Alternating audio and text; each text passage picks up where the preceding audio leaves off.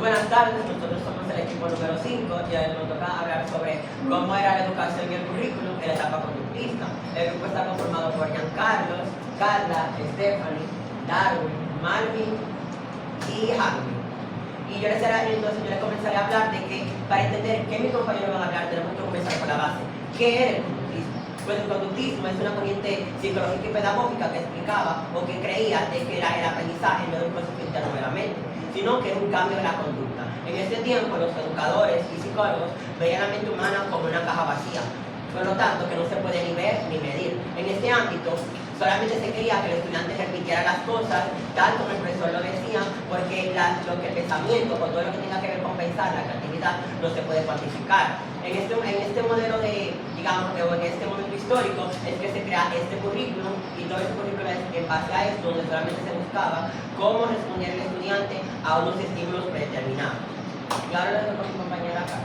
Yo les hablaré sobre el diseño del currículum desde el enfoque conductista. Desde el enfoque conductista, el currículum se diseña pensando en la conducta del estudiante. Lo más importante era definir qué aprender y cómo debe comportarse el alumno al final de la clase. Por eso los objetivos estaban escritos de forma clara y específica, como por ejemplo memorizar, repetir, identificar y responder correctamente. Durante este enfoque, el docente era el protagonista, ya que era quien explicaba, dirigía la clase y controlaba el aprendizaje, mientras que el estudiante tenía un papel más pasivo, ya que éste aprendía escuchando, repitiendo y practicando lo que el profesor le enseñaba. También se usaban mucho lo que eran los encuestas, como son notas, felicitaciones o premios para motivar al estudiante cuando hacía algo bien. Si el estudiante se equivocaba, se corregía inmediatamente para que aprenda la respuesta correcta. Y las evaluaciones se basaban en exámenes y pruebas que servían para medir si el estudiante había logrado alcanzar los objetivos establecidos. En el conductismo del siglo XX, el currículum estaba conformado por materias meramente teóricas e informativas hechas para memorizarse, tales como la gramática, las ciencias tanto naturales y sociales, y las matemáticas básicas partiendo del álgebra, la geometría, etc.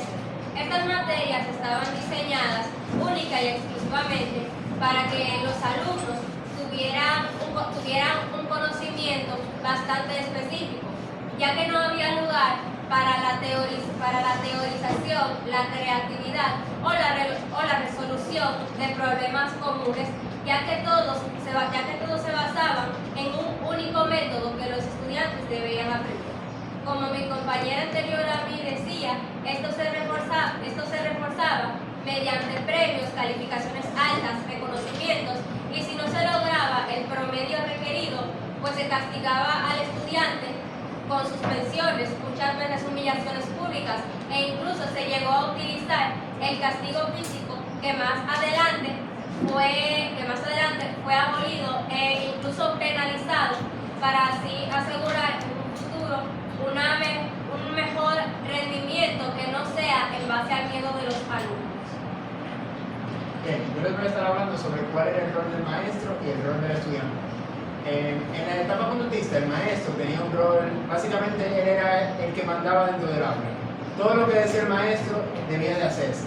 Era el encargado de realizar las actividades, el diseñar el cómo se iba a dar la clase, el dar las prácticas para que los estudiantes vayan memorizando, y su forma de enseñar era, como ya habían dicho anteriormente, era memorizando y comprobando que los estudiantes vayan memorizando dichas informaciones. Luego el rol del estudiante era un rol más pasivo, que se basaba en escuchar, ir repitiendo lo que decía el maestro a través de diferentes ejercicios y diferentes formas de memorización. Esto provocaba que los estudiantes no desarrollaran un buen pensamiento crítico, ni tampoco que desarrollaran mucho lo que era su creatividad. Muy bien, yo les estaré hablando en qué consistía, pues, más o menos, esa ideología o ese currículum conductista.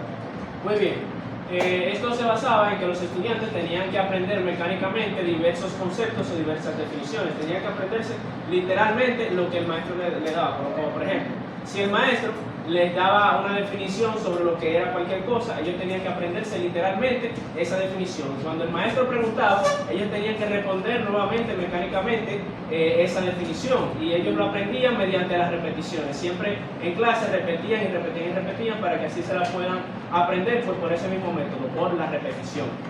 Y bueno, esto les cerraba paso a que los estudiantes desarrollaran un pensamiento crítico o una creatividad de ellos mismos. Y eso se le quedaba como pues atrás. Y también como el maestro era, por así decirlo, quien mandaba totalmente dentro del aula, él llevaba la clase al ritmo que él quería. Y por ende los estudiantes que eran un poquito más lentos o que tenían otro estilo de aprendizaje se quedaban atrás y no podían comprender los contenidos. La metodología conductista se evaluaba a través de exámenes y pruebas subjetivas, donde se medía si el estudiante había analizado o había aprendido todo lo que el profesor le había dado. Aquí se tomaba en cuenta la memorización y las calificaciones, dejando atrás lo que es la creatividad y el análisis, y si ocurría un error, se corregía rápidamente. En conclusión, la metodología conductista ayudó a que la educación sea más organizada y disciplinaria, pero al mismo tiempo fue criticada fuertemente, ya que los estudiantes no se podían desarrollar, ni tampoco podían desarrollar esa creatividad, ni tenían la capacidad de analizar, ya que los profesores le enseñaban algo mecánicamente y ellos captaban eso que los profesores le daban. Chicos, yo sé que, por ejemplo, suena familiar la tradición. Bienvenidos a la escuela del siglo XX. Aquí no importa ni lo que pienses, ni lo que sientes, ni tu creatividad. Aquí solo importa memorizar. Bienvenidos al conductismo. Buenos días. Bienvenidos a la sección de matemática y física. Ahora, quiero una definición de gravedad. Darwin, dame esa definición clara y precisa, Bien, por favor. la gravedad es la fuerza que atrae todos los objetos que tienen masa. Gracias, excelente definición, Tomás. Como ven, aquí el aprendizaje es solo una situación de lo que se espera. Y entonces eso se refuerza con un premio. Pero ¿qué pasa cuando alguien se sale del molde? Marvin, si cae una pluma y cae una piedra, ¿qué pasa? Bueno, profesora, yo creo que depende del tiempo. Además de que ese sería un hermoso experimento. Error. Yo no te estoy pidiendo que me hable de la naturaleza, ni tampoco te estoy pidiendo que si fulano, que si fulano. No, siéntate y estás sin recreo y tienes 5 puntos menos. Refuerzo negativo y castigo. Aquí se busca que si el estudiante se intenta salir del molde, poder castigarlo para que esa conducta no vuelva a suceder. Stephanie, Carla, ¿me pueden deleitar diciéndome la tabla del 9, por favor? ¡Silencio! Deben una definición de multiplicar. Bueno, profesora, yo no me la sé, pero me sé la tabla de memoria de arriba abajo. Excelente. Yo lo que estoy buscando que me la den mecánicamente. Tienen un 100. Como ven, el conductismo fue un gran avance, ya que hacía con las ritmas, pero solamente hacía repeticiones. El conductismo solamente creó, digamos, máquinas de repetir. Esto cohibía a la creatividad de los estudiantes, entonces creó máquinas, simplemente máquinas.